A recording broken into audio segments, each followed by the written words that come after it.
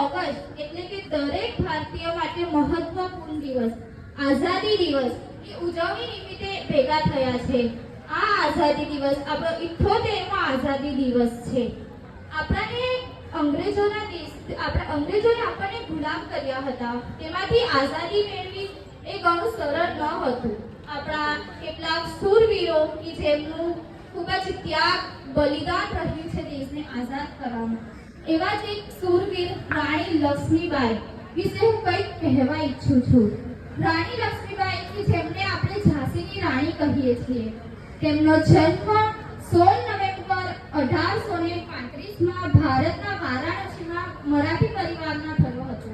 તેમનું મૂળ નામ તો મણિકર્ણિકા હતું, પરંતુ તેમના લગ્ન ઝાંસીના રાજા ગંગાધર રાવ સાથે થયા હતા। ત્યારબાદ તેઓ રાણી લક્ષ્મીબાઈ કહેવાયા। લક્ષ્મીબાઈ નાનપણથી જ કુશળ યોદ્ધા હતા। તેમને બાળપણમાં જ તલવારબાજી અને ઘોડેસવારીની તાલીમ આપવામાં આવી હતી। આપણા ભારતના 1857ના વિદ્રોહમાં તેમનો ખૂબ અગત્યની ભૂમિકા રહી છે।